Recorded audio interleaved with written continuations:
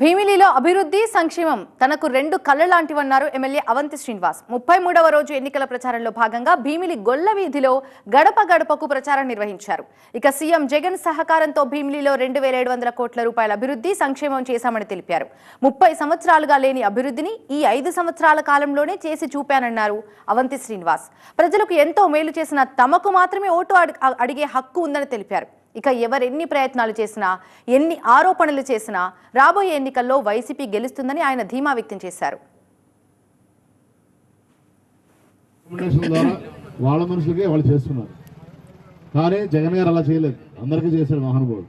ఇప్పుడు చెప్పారు కదా, 6 తప్పనిచ్చి ఎవరో కారు ఉన్న వాళ్ళకి కానీ, సొంత ఇల్లు 300 లక్షలు 1200 లక్షల కంటే ఎక్కువ వాళ్ళు కానీ, 3 యూనిట్లు కరెంటు బిల్లు ఎక్కువ వచ్చిన వాళ్ళు కానీ, అలాగే 5 ఏళ్ళ భూమి ఎక్కువ వాళ్ళు కానీ, గవర్నమెంట్ ఉద్యోగస్తులు కానీ ఇన్కమ్ ట్యాక్స్ కట్టుకోవాలి. పేదవాళ్ళందరూ చేశాడు జగన్ గారు. మరి మంచి గొప్ప విషయమా కాదా? పేదవాళ్ళందరికీ చేశాడు, పార్టీలు చూడకుండా. ఏడాదిగా ప్రయత్నించిన సంతానం కలగలేదా? నోవా ఐవీఎఫ్ లో ఫెర్టిలిటీ ఎక్స్పర్ట్స్ కలవండి.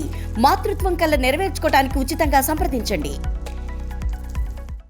మన ప్రాంతం అభివృద్ధి చెందాలంటే, మన భీములు అభివృద్ధి చెందాలంటే, మన పిల్లలకి ఉద్యోగాలు రావాలంటే, మన పిల్లలు పెద్ద చదువుకోవాలంటే తప్పనిసరిగా మనం జగన్మోహన్ గారి నాయకత్వాన్ని బలపరచాలని మీ అందరూ కూడా చేతులెత్తి సరస్వతి నమస్కారం తెలియజేసుకుంటూ, రేపు మే 13వ తారీఖు జరగబోయే ఎలక్షన్స్లో మీ యొక్క అతి పవిత్రమైనటువంటి అమూల్యమైనటువంటి 2 ఓట్లు కూడా, 1 ఓటు ఎమ్మెల్యే అవంతి శ్రీనివాసరావు నాకు ఫ్యాన్ గుర్తు మీద, 1 ఓటు ఎంపీ అభ్యర్థిగా శ్రీమతి బొత్స ఝాన్సీ గారు ఫ్యాన్ గుర్తు మీద 2 వేసి అసెంబ్లీకి నన్ను పార్లమెంట్కి వాడిని పంపించాలని మీ అందరూ కూడా చేతులెత్తి సరస్వతి నమస్కారం తెలియజేసుకుంటూ